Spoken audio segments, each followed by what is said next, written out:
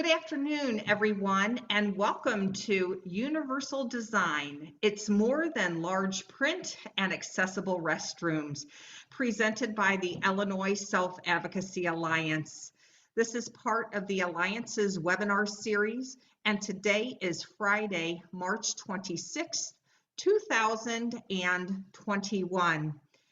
The Alliance is proud to be an initiative of the Illinois Council on Developmental Disabilities. As a reminder, all attendees are in listen-only mode. If you wish to communicate with the presenters, please do so using the chat function. Also, this presentation is being recorded, and a recording will be made available to all participants as well as placed on the Alliance's website. And with that, let's get started. Hi, my name is Amy Foster, and I'm a disability self-advocate who lives in Edwardsville, Illinois. And I am Christine Beck. I am the organizational director with the Illinois Self-Advocacy Alliance, and Amy and I are excited that you're joining us on today's journey, especially as we think about things starting to get back to normal. Perhaps you are going to be welcoming people back to your agencies or organizations or businesses. Perhaps you are preparing for upcoming trainings and presentations, or you're generally just thinking about, what is my environment like? Is it welcoming? Are people comfortable? Is it universally designed? So no matter what brought you here today, we're glad you're here. So I'd like to share a little bit about the Alliance.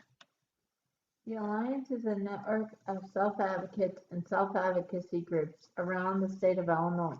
Yes, and the image on the screen is a group of self-advocates. Some are standing, some are chair users.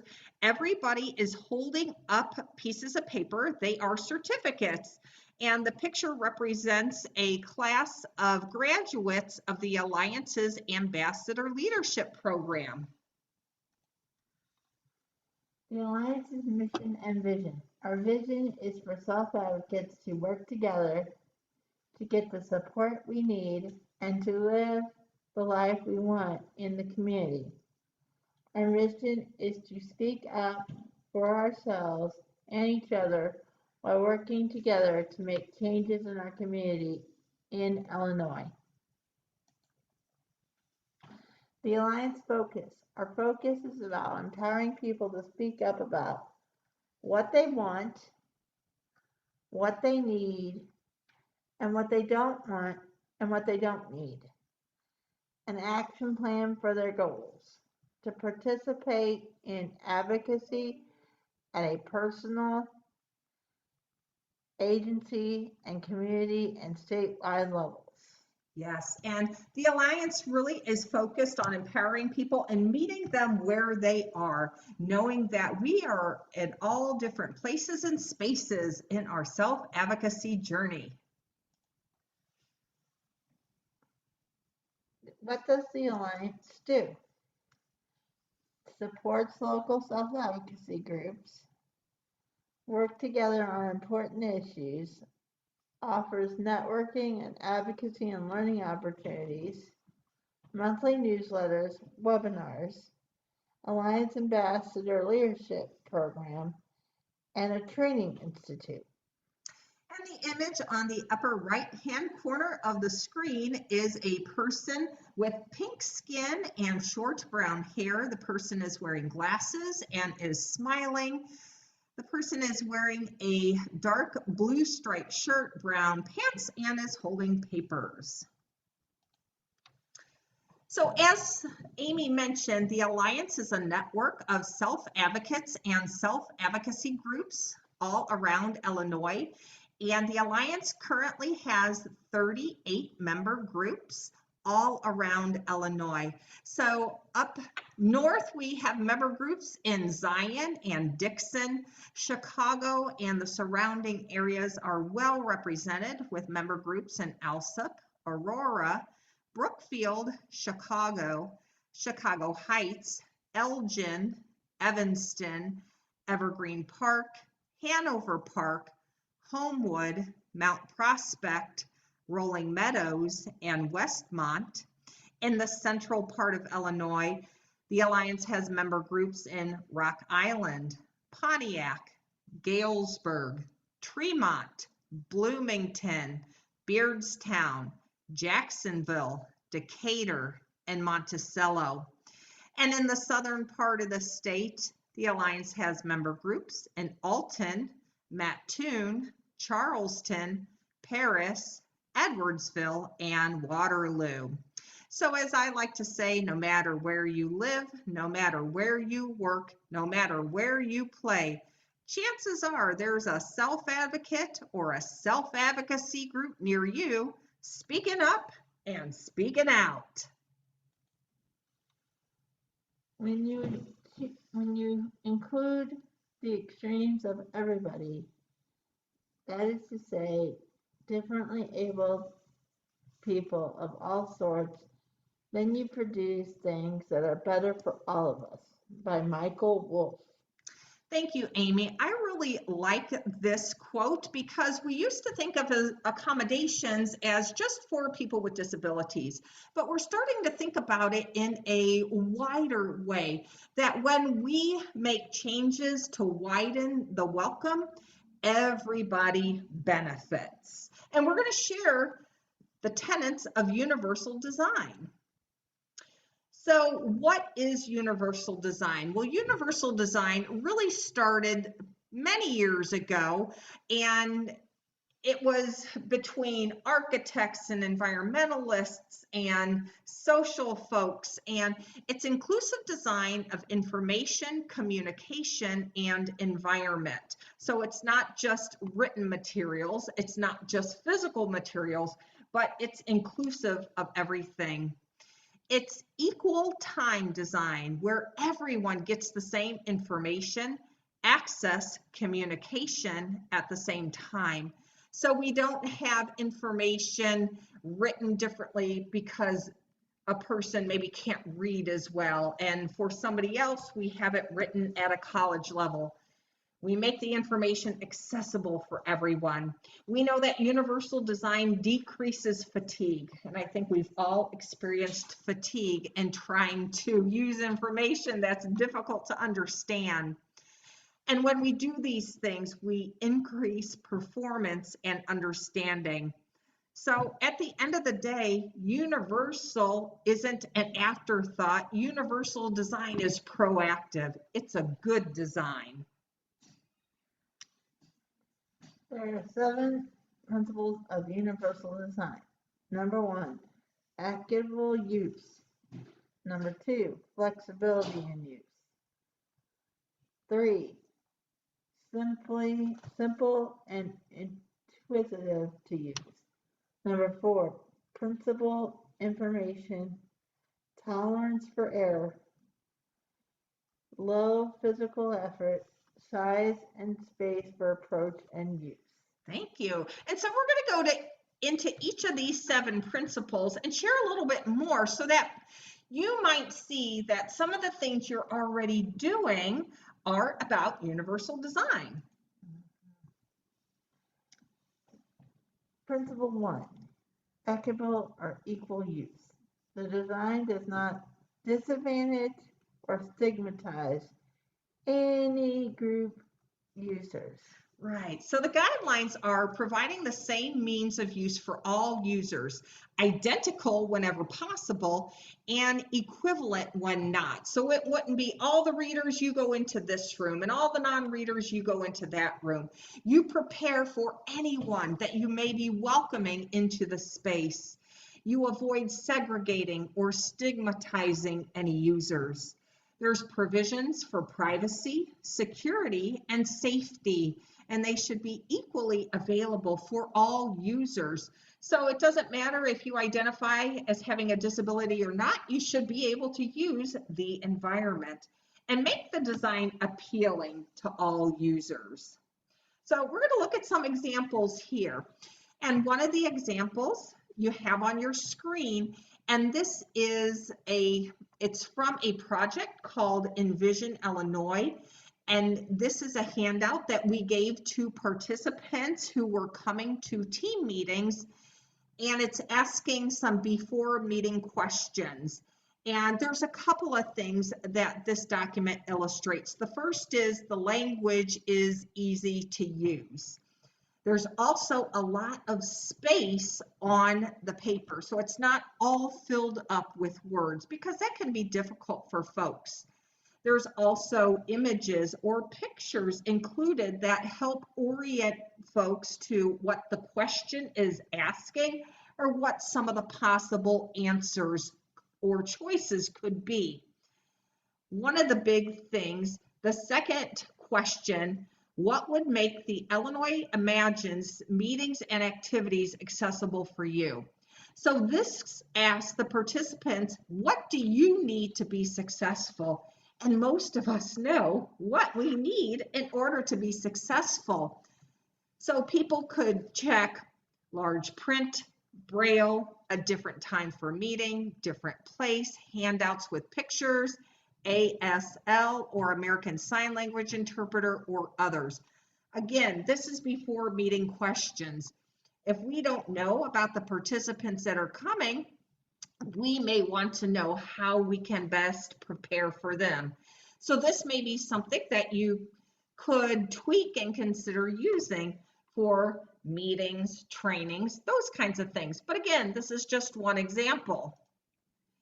Here's another example, and this is from a Going Home Advocacy Day that happened at the Illinois State Capitol in Springfield. There is it represents a registration page, but what Amy and I want to call your attention to, the red arrow is pointing to a statement that says sign language interpreters and light PA or personal assistant services will be available. We knew as the organizers of the rally that there would be a lot of people with disabilities coming, and we wanted to make sure that there were some just foundational accommodations that we provided, one of which was sign language interpreters, so people didn't have to ask for one. Sometimes people with disabilities don't know how to ask, or they get tired of asking for accommodations. So we just said, we're going to use sign language interpreters. The other is for light PA services. So if someone needed help opening a lunch or using the washroom, we wanted to make sure that people would feel welcome when they came and be successful in their day of advocating with us. So those are some things to consider as you have large events. Well, Christine, did you know the Going Home Rally is going to be virtual this year? Which means Yes. that opens it up to everybody as long as they have internet and a computer. Yes. So yes, we are excited that the Going Home Rally will be virtual this year. Unfortunately, we're not able to gather in Springfield. So you're right, Amy, this does widen the welcome. But as we think of environmental accommodations, talk about this slide a little bit. Oh, this is, we share the air, so keep it healthy and fragrance free. Chemical scented products, and I'm reading from the blue picture, I'm sorry, can make people sick, especially those with fragrance sensitivities, asthma and allergies, and other respiratory elements. So please do not wear cologne, perfume, cologne, aftershave, and other fragrance. Use unscented personal care products. Be sensitive to others. I know many of my friends, we use share the air as everybody gets a turn at the table or at the meeting. And so it has a double meaning for me. But I know several of my friends to where it's like they that's one thing that they enjoy seeing on a flyer or whatever, that it's a scent-free environment. It's not, so I know there's several people that have struggles with that. Yeah. So So, that's like flowers, mhm. air fresheners, scented candles, diffuser, cleaning products. Oh, yes.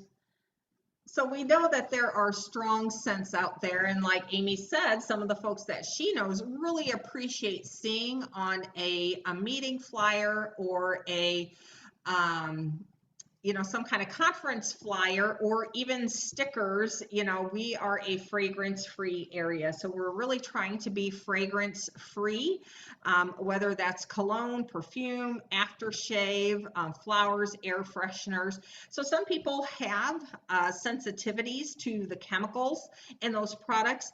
The other thing for some people is strong scents can be triggers related to past traumas.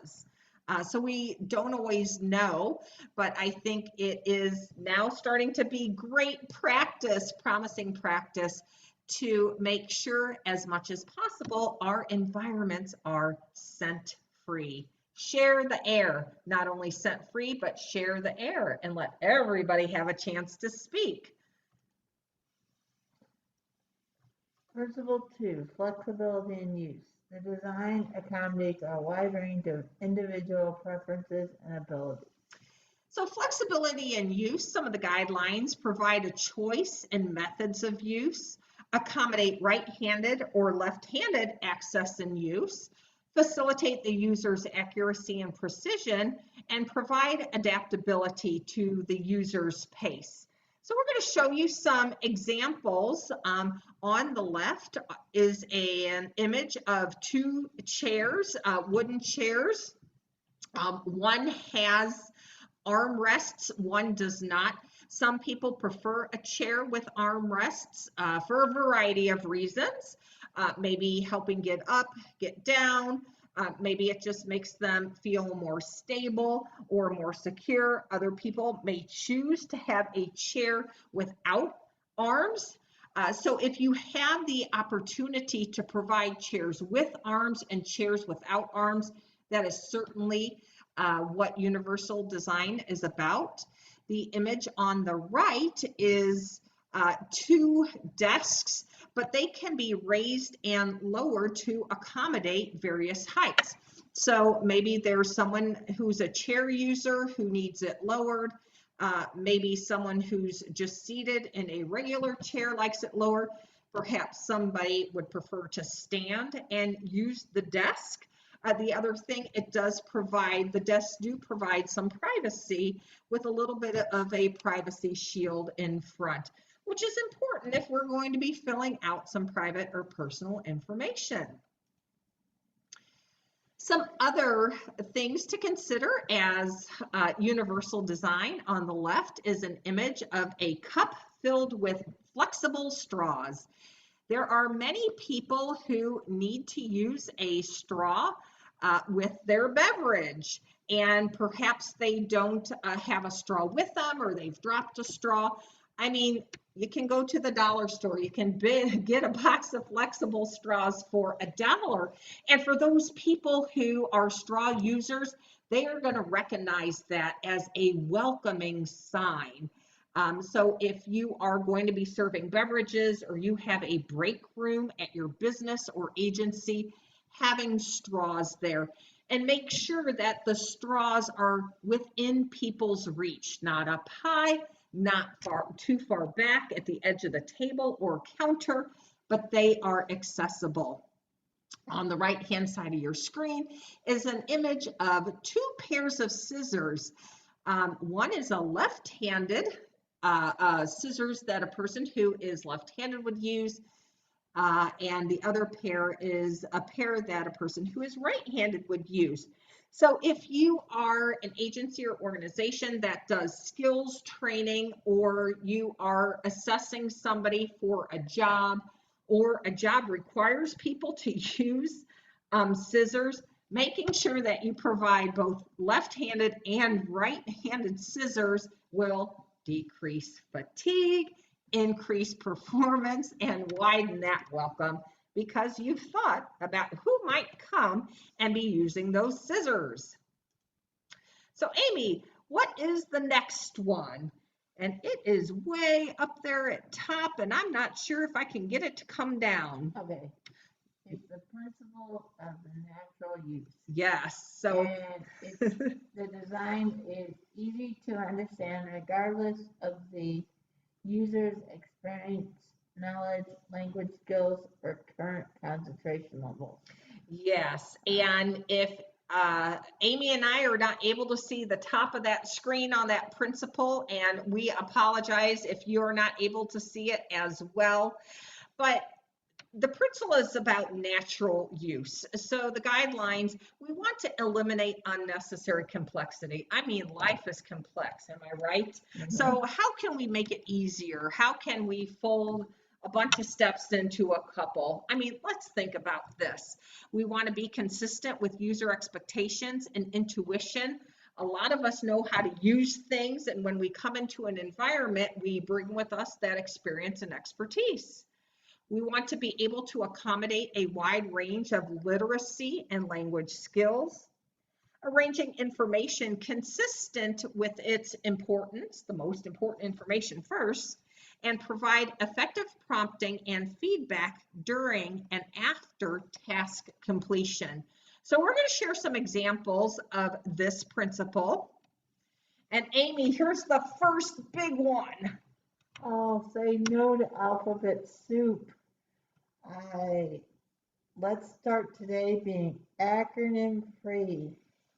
So instead of saying, I have a DD, I would say, I have a developmental disability. Because I have learned in my short little time being an advocate that some of us use similar acronyms, and I might be thinking you're talking about a Center for Independent Living, and you might be talking about the local sheltered workshop. Well, that is really important. And thanks, Amy, for that great reminder of saying no to alphabet soup. No matter what profession you are in, you probably have acronyms that are specialized to that particular profession that you use at meetings and that a lot of people know. But here's the thing, not everybody knows what those acronyms mean. Or it means something different to them based on their experience and exposure than what it means to you in that situation. And we can all remember a time when we were newer to things and how it felt when people were using language and acronyms that we didn't know. And maybe we were too scared to speak up and speak out and ask. So thinking back to that, just say no to alphabet soup. And we tell everybody, if somebody is using an acronym that you don't understand, raise your hand and say something. Because chances are there's somebody else in the room who doesn't understand either. And so this next one is an example of an agenda. So this is an example of a meeting agenda. Again, it has a lot of white space on there, which is pleasing to the eye. It also has easier to understand chunks of language. So welcome and housekeeping, icebreaker activity, overview, planning, small group work. And it also contains images or pictures that will help orient folks who are not good readers what may be happening during that section. And what we found when we have created easier to understand documents and agendas is that everybody benefits. Everybody likes seeing this. There's room on here to doodle. If you're a doodler while you attend meetings, there's room on this to write some notes.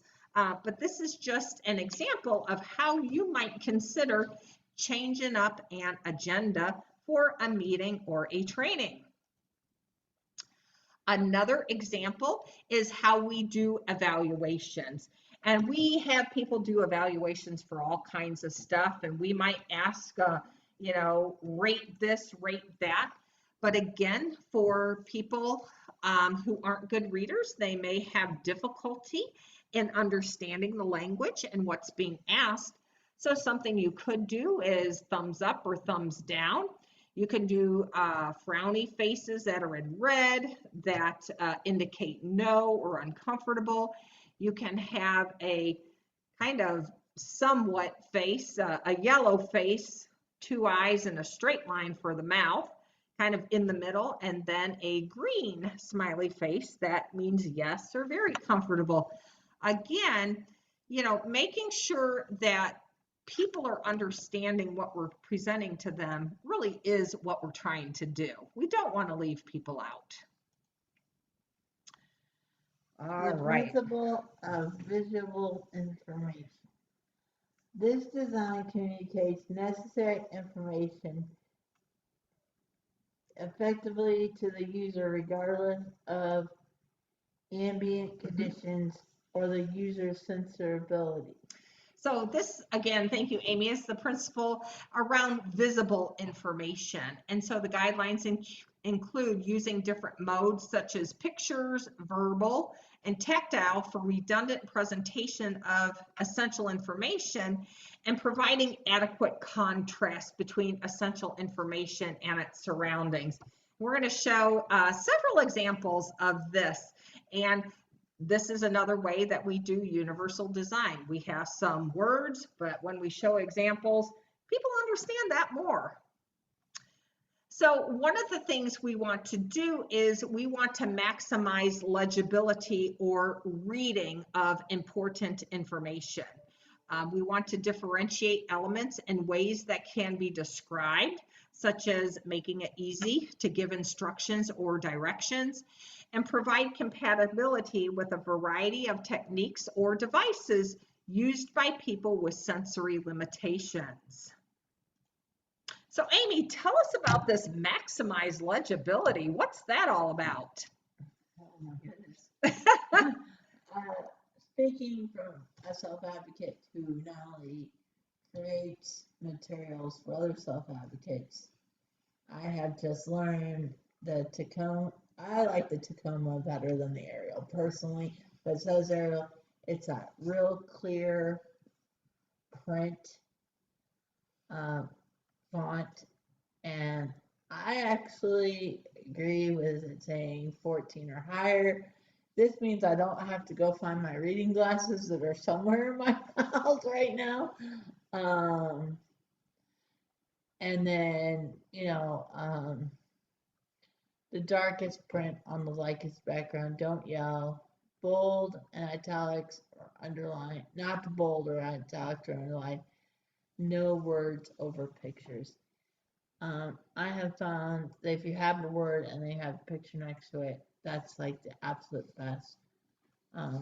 Because like in some of the other examples, it just makes it easier for everybody, and it ties back into that welcome.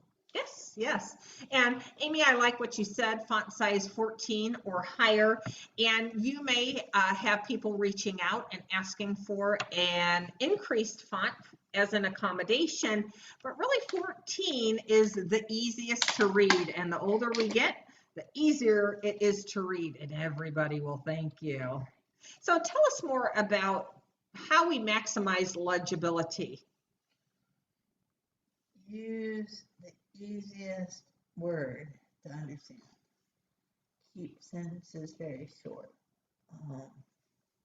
So like an example, if I was going to say, I need help with my resume, I could probably say that. Some other people might say, I just need help getting prepared to find a job.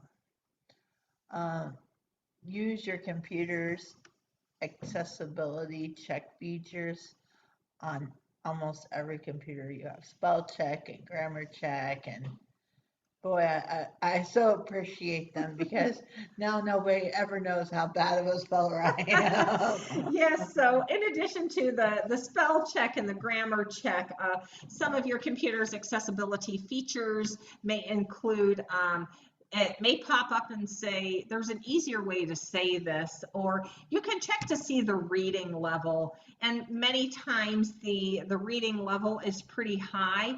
And if we make our sentences shorter, and take out some of the more difficult words and substitute with easier to understand words, we can bring that reading level down and widen the welcome that way. So here's another example. On the left are some assembly instructions, and underneath those assembly instructions is a red frowny face with a thumbs down. I am sure we have all experienced assembly instructions that look like this, and we have struggled with them. And we have probably called the helpline and we're on hold and we have a lot of parts extra afterwards, and it just really is not a fun experience compared to the instructions that are on the right of your screen. Very simple. You can easily follow the pictures. There's not a lot. There's really not any writing in there. And we give that a green smiley face thumbs up. So when it is possible to make directions, take them from the kind that's on the left and put it into the kind that's on the right. Boy, let me tell you, everybody will be giving you a standing ovation. So another thing that you can do, whether it's in PowerPoint or it is in a Word document, is do alternate text if you are using images. So the way you use alternate text is you put the image you're going to use into your document. You click on that image, you right click, and it will say, a box will open up that says Format Picture. And when you look down, it says alternate text. And you type in a short description of what that image is describing. So for people who use screen readers to access information, they may or may not be able to see what the image is in the document. But the screen reader, when it goes through the document and it comes to the image, the alternate text will take over and the image will be described to the person. So again, that widens the welcome. So Amy, how else do we maximize legibility about newsletters and emails? Consider how color will look to people who have low vision. Make sure that the clickable links are distinct. Make the links a different color, underline them and or bold them, and maybe even make them bigger than the rest of the text. One of the things that I have found helpful is, especially not, well, I'll just say newsletter, is when if there's something very important that I want to grab the attention of the reader, I make that on a different colored piece of paper, because I think we can all say white paper consumes us, and and so when it's like either an upcoming presentation or it's an upcoming event, I might put it on a different colored piece of paper.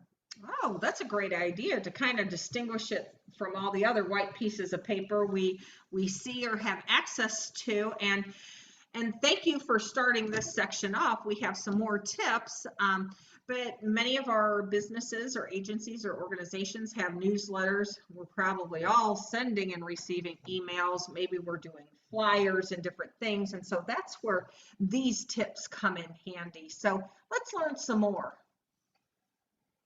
Use larger font sizes. Make sure the readers know how to zoom it, how to make it larger. If you suggest Zoom, make sure to test to make sure the content of your email is still clear. For longer emails, use heading and a logical reading order with the most important information or relevant information towards the beginning. Also, be very mindful that there are still some self-advocates that they might not be the one getting the email. It might be the direct service worker, or it might be the agency, or it might be their mom or their dad. So if you're writing an email, it might be a good idea to say, call that self-advocate or connect with that self-advocate in a different way. All right. Yeah. And I like this. The most important or relevant material near the beginning of the email. There's nothing worse than opening an email and it is really long and you're trying to figure out, okay, where's the most important information in here? Can we condense things? Let me go back for a moment. Within newsletters and emails, one of the things you may consider doing is within the subject line, if there is something in particular the email is going to be about, put that in there. So for myself, I am the organizational director for the Alliance. And when I am sending emails, because of my work on the Alliance, the subject line will always start the Alliance and then whatever it is I'm wanting to send the message about. So that lets people know that if they're getting an email from me, Christine Beck, and it says the Alliance, this is going to be about the Alliance versus about something else. So you may want to consider that if you're sending you have different reasons you're sending. Right. So principle 5 is tolerance or easiness for error. How easy is it for errors to occur? The design minimizes, sorry. Whoa. I saw a different letter there. I'm sorry. Today has been not my day.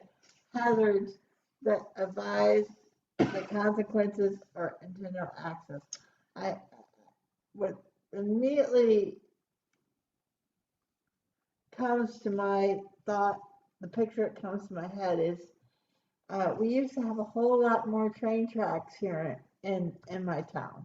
And I remember there always be like that sign that said, do not, it was like a picture. I don't really remember what the picture was like, but then under it said, do not walk on the tracks. So, yes, we want to try to minimize hazards. So the guidelines are to arrange elements to minimize hazards and errors, most used elements, most accessible, hazardous elements eliminated, isolated, or shielded. So, we want to fill the environment with the good stuff and the right stuff and the stuff that could hurt somebody accidentally. We want to try and move out of there. Provide warnings of hazards and errors, like Amy's example of the train tracks. Provide fail-safe features and discourage unconscious action in tasks that require vigilance. And some of the pictures we're going to show you are really going to demonstrate the principle of tolerance or easiness for error, how easy it is for accidents to happen. So there are 2 images on the screen. I like to say, well, an attempt was made. On the left is a ramp, but the first 2 steps they're steps, and then the ramp goes up. And if you're descending or coming down, you're thinking that it's just a ramp that goes down. So you're probably looking into the horizon, not expecting that there's going to be steps there. We kind of unconsciously walk with our eyes to where we're going. On the right is another image, and there is not enough space at I don't know if it's a threshold of steps or a landing for steps, where you'd come down a set of stairs, you'd get to the landing, and then you'd turn and go back downstairs, but there's not a lot of room there. So I guess an attempt was made. Let's look at some more examples.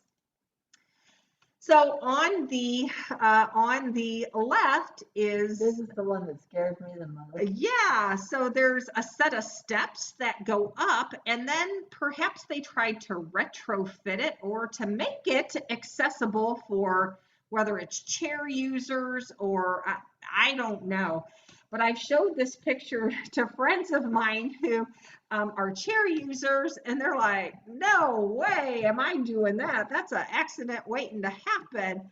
Um, there's different laws in different parts of the world. I am hopeful that this is not in the United States where we have the Americans with Disabilities Act, but who knows? Then the image on the right is, again, I think this is a retrofit. There's stairs, a couple of stairs that go up into a shop or into a building. And they retrofitted and did some concrete work, taking out some of the steps and putting in a ramp, but the angle is way wrong. I was gonna say that Yeah, angle's way yeah, the off. rise, That's even more scary than the one on the left. yeah, the rise is not right. Yeah. So again, we want to make sure that when people are coming and moving about our spaces, a lot of times we're doing so unconsciously. We're looking towards the door to look for the washroom, or we're looking towards the coffee maker, and we might not be seeing what's right in front of our faces. So let's learn about this principle of low physical effort. The design can be used efficiently and comfortably with minimum of fatigue. Yeah. So like I like the fact that now the buses, the new MCT buses, they talk. Did you know they talk? No, I didn't know that the buses could talk. The buses now say when they're at a location, they say where they're at. Okay. They say where they're going. Okay. I think it's so cool. Yeah, so that doesn't speak to the low physical effort, but it definitely speaks to widening the welcome. Well, it's like, because now it's like, if I'm not paying attention, that's where, okay. Because, like, where am I? Yeah, it decreases that fatigue, right? If we kind of lose ourselves in the trip, it's going to remind us. Yeah. Wow. So some of the guidelines here allow the user to maintain a neutral body position, use reasonable operating forces, minimize repetitive actions, and minimize sustained physical effort. We're going to show you some examples of this. So, you know what a great time we live in, that there's a lot of awesome technology that's available to us to help in this low physical effort. So there's a couple images on the screen. On the upper left is a door handle, and instead of a door knob that we might be familiar with, the round knob that you have to grab and turn, this is more of a lever style, which can be lower physical effort for folks. In the middle is a faucet, a sink faucet, but I know they have these in bathrooms too. And it is a touchless, so you just wave your hand or wave something in front of it and the water comes on. The image on the right is a light switch. It's a motion sensor light switch. So it senses when someone comes into the room, so you don't have to find the light switch or try to reach for the light switch. And many of these light switches are on timers, or somehow have a sensor that if there's no one moving in the room, it will go off. So here's a little story about that. A friend of mine who is a chair user, and she said I could share this story, went into a washroom and there was one of these automatic lights with a timer. Well, she's in the washroom, and about 5 minutes later, we start to hear hollering coming from the washroom. So we go to the washroom to see if everything's okay, and the timer had turned out the lights. And now she was in the dark in the washroom. So if you are installing these things, kind of think through who might be using your washroom. Can we have the timer stay on for 5 minutes or whatever to accommodate people who may need more time to get things done? Just a little fun tip. Here's something else, and we're starting to see this over and over. So the images are on the screen are of hand sanitizer. And many businesses and agencies we have hand sanitizer all over. And that's a good thing, but are we widening the welcome? So the image on the left is a picture of a bottle of hand sanitizer. It's a pump hand sanitizer, and it's up on a counter. Well, that could be a problem if you cannot reach the top of the counter, or you don't have the physical effort or the body movement to be able to use the pump. And I don't want to ask someone, can you put some hand sanitizer on my hands? So, I like the one on the right because it yeah, looks like it's one of those automatic ones, and it was, I don't even remember where I was. It was like I purposely kept going back to the hand sanitizer thing because I was doing stuff in a public place. I'm like, oh, I'm back. I'm like, right. because I knew I couldn't wash my hands. I think that's the biggest thing. That's like, I said, I washed my hands 10 times more than I did, and I I washed my hands know. often back then. So it's like, So the image on the right is a hand sanitizer. It's a touchless. You put your hand under it and it dispenses some. It's on a stand and it can be raised or lowered. And again, we want to minimize physical effort and allow people to maintain a neutral body position. So that's something to consider.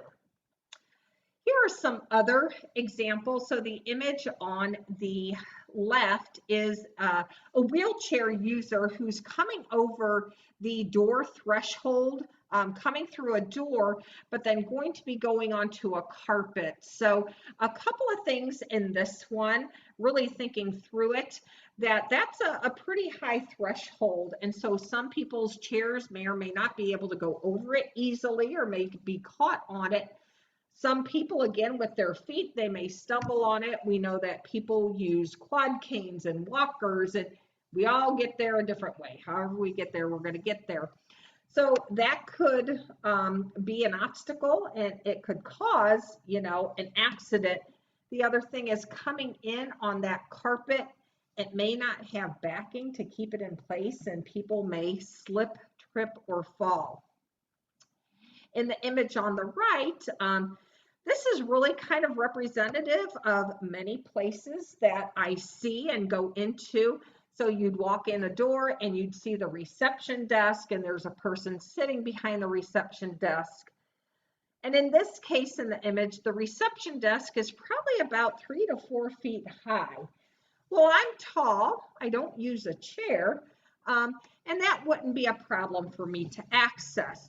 But if you weren't tall or you did use a chair or, however you get to from point A to point B. I think a couple of my friends, they wouldn't even be able, I mean, even the attempt is, it looks like there's half one, it's still not welcoming or accessible. And that just shows that if you're not welcoming and accessible from the minute, I may not want to come and,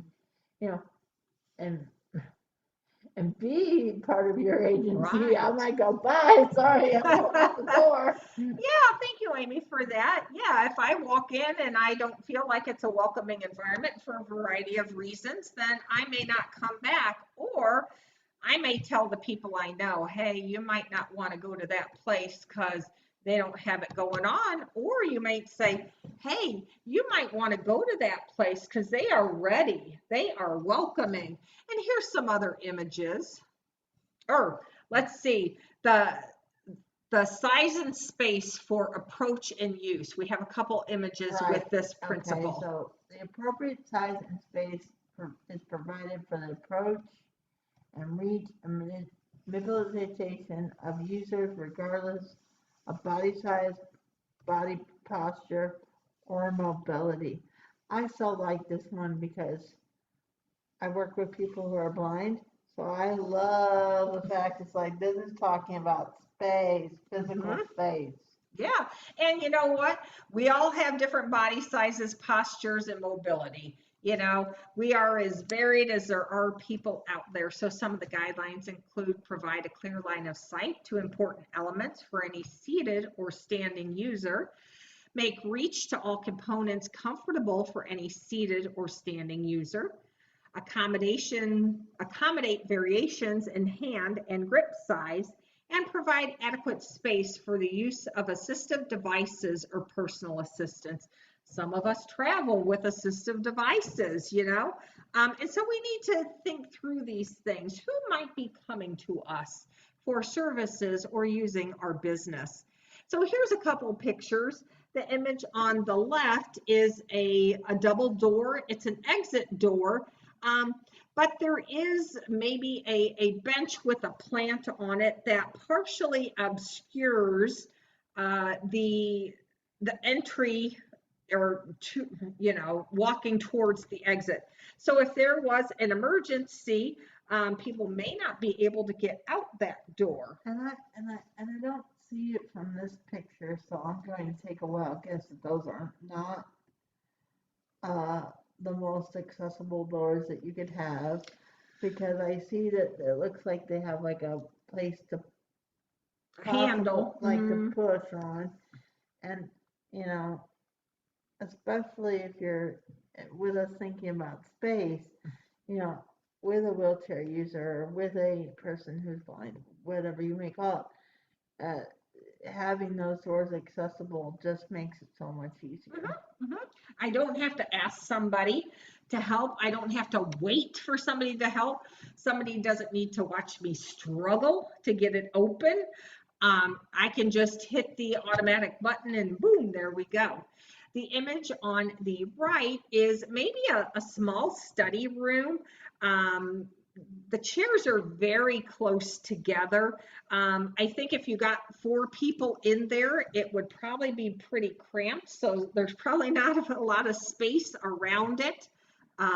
Maybe if you had a service animal, it might be kind of difficult to find space or accommodate your service animal or anything else you bring with me. So yeah, just thinking through those kinds of things, making it welcome and inviting. Would a person who is a chair user feel comfortable in entering this space for a meeting? I know, just as myself, I would not feel comfortable walking into that room. It looks dark, which, and I'd be afraid of, because of it being, I wouldn't want to walk in that room. I'd literally probably turn back around and go find someplace else. So thank you for that. Yeah, thinking about, does this look welcoming? The lighting, it's dark, it's cramped. Yeah, thank you for that. And here is one of the final pictures. This is representative of many waiting areas that we see. There's some really good things and maybe some things to consider in here. There are a lot of possibilities for chairs. I do see chairs with arms. I do see a couch that would provide more space if somebody wanted more space. One of the things that I think could be a consideration to change is there is a magazine rack on the wall, so someone might not be able to reach up and get those magazines, or sometimes we see pamphlet holders, on the wall. Someone might not be able to reach up there, or maybe you want one of those pamphlets or magazines, but there's someone in the way. So how do you do that? Do you reach up over them? I don't know. And the only other thing that I say needs for improvement is they did not leave space for a person in it. Yes, thank you. My world friends, I love them, and I think that's one reason why it's like I'm always like, if I ever do something like that didn't look right. Yeah. Someone yeah, you have good eyes. Yeah, thank you for that. So maybe removing a couple of the chairs and making sure people who are wheelchair users or walker users or whatever know that, hey, you're welcome here. There's space and place for you. You don't have to be like, oh, where am I going to sit now? Or I got to wait outside. Or can you move a chair for me, lady? Right. Or a service animal. I mean, we're, That's something else to consider, and it's not something that is one of the items on our slides, but Do you have space for service animals to use the restroom? Well, it's a part of all of that. Right, It all right. ties in together for Yeah, me. right, right. I think I fibbed. Maybe this is the last image. So the image on the screen is, could be representative of many businesses, agencies, organizations that we've been to, perhaps worked at. There's ramps. I think the rise is fine on the ramps going up to the door, but there's something in the way, Amy. Those The flowers. dang flowers. I, have you that's just so like irritates me. It's like, Christine, you remember the ice bucket challenge that everybody was doing? Like, you did the ice bucket challenge. I'm like, I'm gonna like actually like tell everybody, go shopping with a person with a disability that's in a wheelchair or has low vision or whatever, because it's you will get a sense of how people should really respect the fact of what all of us as inclusive, Yeah. the service providers across the board do, because it's unfunny. I've been in a grocery store with a person who's blind, and here I've got the shopping cart, and here they're next to me. I'm like, can you not see he has a cane? I'm like, going, really? So I think in this image, while I can applaud the whoever put the pot, wanting to dress things up and make it nice and welcoming. From a nice and welcoming standpoint, that's nice, but from a practical standpoint, that's in the way. And sometimes we see things over and over and we don't recognize, oh my gosh, how might that be to someone who can't access our place? So Amy, tell us about this. Look at the opportunity of design to empower everyone.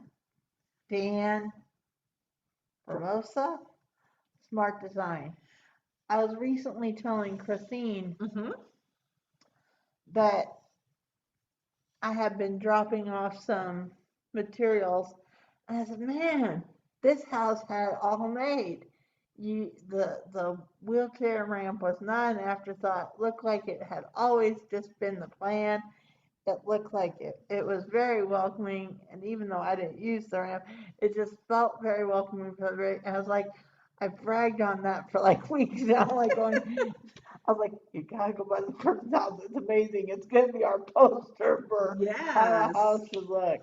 Yeah, so look at the opportunity of design to empower everyone. So a lot of these tips or things that we talked through today certainly can be used at your business or agency or organization in in your professional life, but some of them can be used in your personal life. Many of us are involved in a lot of different ways. Perhaps it's with a community organization or a social or civic organization or a faith-based organization, and we can bring the principles of universal design to those environments as well. And for some folks, maybe it's thinking through some of these. Maybe there's things that you can do right away. Again, a box of flexible straws can let people know that this is a welcoming environment.